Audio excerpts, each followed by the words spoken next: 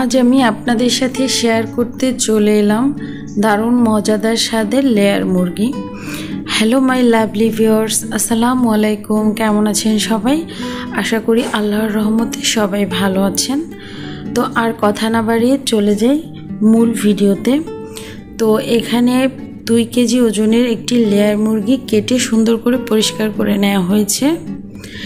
এখন আমি প্রত্যেকটা মেনু আপনাদের সাথে একে একে শেয়ার করে নিচ্ছি। তো পাতিলে প্রথমে তেল দিয়ে তেলটা গরম করার পরে এখানে পেঁয়াজ দিয়ে দিতে হবে পরিমাণ মতো। যেহেতু 2 কেজি পরিমাণ মুরগি আছে সেহেতু এখানে 2 কাপ পরিমাণ পেঁয়াজ দিতে হবে। আর লেয়ার মুরগিটা যেহেতু অনেকটা শক্ত হয়, প্রায় গরুর গোশের মতো, অনেকেরই কমপ্লেন থাকে যে লেয়ার মুরগিটা সিদ্ধ হতে চায় না। সেক্ষেত্রে এখানে কিন্তু পেঁয়াজ বেটে দেওয়ার কোনো ঝামেলা নেই। আর এখানে আমি 5 থেকে 6টার মতো তেজপাতা আর 8 থেকে 10টা এলাচি, শাল, তারপরে হচ্ছে 5-7টার মতো গোলমরিচ সব কিছু দিয়ে দিলাম। আসলে এগুলো এর জন্য বলা, অনেকেই যারা রান্না করতে আসলে পারেন তাদের কাছে বিষয়টা কিন্তু খুবই সিম্পল। আর যারা রান্না করতে পারেন না, নতুন সংসার শুরু করেছে বা একেবারেই নতুন রাঁধুনি, তাদের জন্য বুঝে নিতে একটু সহজ হবে। তো এখন আমি দিয়ে দিচ্ছি এখানে রসুন বাটা। এখানে প্রায় 3 টেবিল চামচের মতো রসুন বাটা আছে। তো রসুন বাটাটা দিয়ে এটা একটু সুন্দর করে 2 মিনিটের মতো এটার সাথে সুন্দর করে মিশিয়ে নিতে হবে। একে একে ধাপে ধাপে মশলাগুলো দিয়ে দিতে হবে। এই পর্যায়ে দিয়ে দিলাম আদা বাটা। এখানে 2 টেবিল পরিমাণ চামচ আদা বাটা দিয়ে দিতে হবে। যেহেতু দেশি আদা, এটা মানে বেশ ভালো ঝাঁঝ হয়, তো এটাই যথেষ্ট। তো আমি গোলমরিচ, লবঙ্গ থেকে শুরু করে মোটামুটি আপনার হাতের কাছে যে গরম মশলার আইটেমগুলো থাকবে সেগুলো কিন্তু দিয়ে দিতে পারেন। তো মশলাটা মোটামুটি কষানোর পরেই এই পর্যায়ে কিন্তু আমি মাংসটা দিয়ে দিচ্ছি। পুরো মশলাটা না কষিয়ে এই অবস্থায় মাংসটা দিয়ে দেওয়ার কারণ হচ্ছে মাংসটা খুব সুন্দর করে মুরগিটাকে কষানো হবে। কারণ হচ্ছে যে কোনো মাংসই ধরেন, সেটা মুরগির মাংস, গরু, খাসি, যে ধরনের মুরগি হোক, দেশি, লেয়ার, পাকিস্তানি, যেমনটাই বলেন, আপনি মাংসর ক্ষেত্রে মশলাটা সাথে মাংসটা যত বেশি কষাবেন তার স্বাদটা কিন্তু তত বেশি বেড়ে যাবে। তো আমি এখানে পরিমাণ মতো মরিচ দিয়ে দিচ্ছি। এখানে কিন্তু অলরেডি আমি পানি দিয়ে দিয়েছি।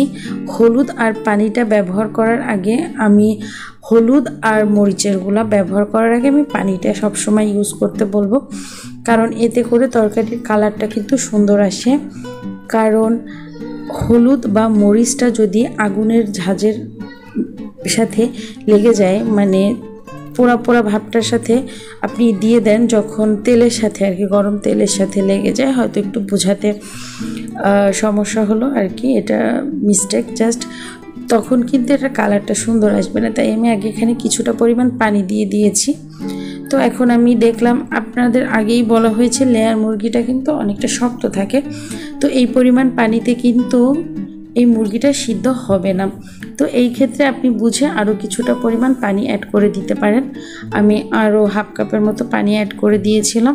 তো কিছুক্ষণ কষানোর পরে প্রায় 5 থেকে 7 মিনিটের মতো এটাকে ঢাকনা দিয়ে ঢেকে জাল করে নিয়েছি। এই পর্যায়ে আমি এখানে জিরা বাটাটা অ্যাড করে দিচ্ছি।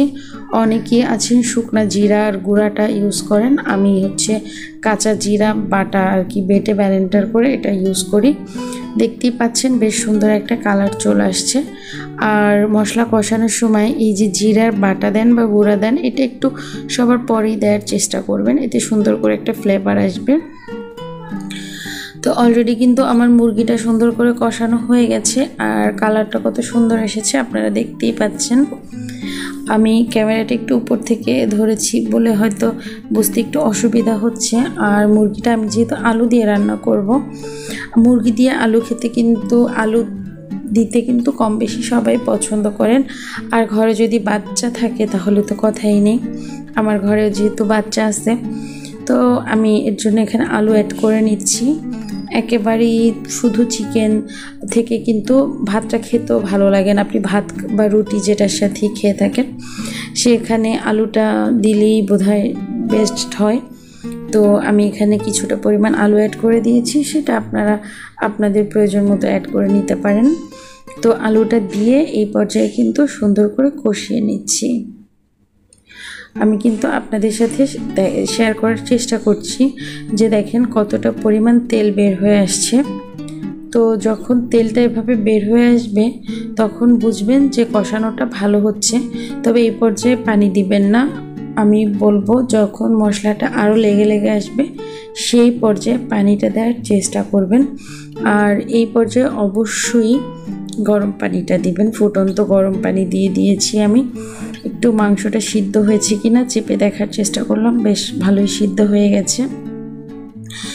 লেয়ার মুরগিটা কিন্তু বেশ শক্ত, এটার জন্য এটা সিদ্ধটাই কিন্তু ইম্পর্টেন্ট। আর স্বাদটা তো অবশ্যই ইম্পর্টেন্ট, সব কিছুর ক্ষেত্রে আপনি একটা ভর্তা করলেও সেটা স্বাদটাই আগে ইম্পর্টেন্ট। তো আমি এই পর্যায়ে লবণটা পরিমাণটা ঠিক আছে কিনা একটু চেক করে নিচ্ছি, আপনারাও কিন্তু সেটাই চেক করে নেবেন যে লবণটা ঠিক আছে কিনা। এই পর্যায়ে চাইলে লবণটা কিন্তু আবার অ্যাড করে দিতে পারেন। তো নতুন রাঁধুনিদের জন্য আমি সাজেস্ট করব প্রথমে একটু লবণের পরিমাণটা আপনি হাতে রেখেই দেন, কারণ আপনি কিন্তু চাইলে আবার পরে অ্যাড করে নিতে পারছেন।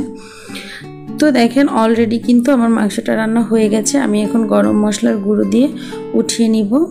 তো আজ এই পর্যন্তই, আমি আর ভিডিওটা লম্বা করব না। আমার ভিডিওটা যদি কোথাও একটু ভালো লেগে থাকে অবশ্যই একটা লাইক আর একটা কমেন্ট করে পাশে থাকবেন। আর আপনি যদি আমার চ্যানেলে নতুন হয়ে থাকেন অবশ্যই সাবস্ক্রাইব করে দিবেন। সবাই ভালো থাকবেন, আসসালামু আলাইকুম।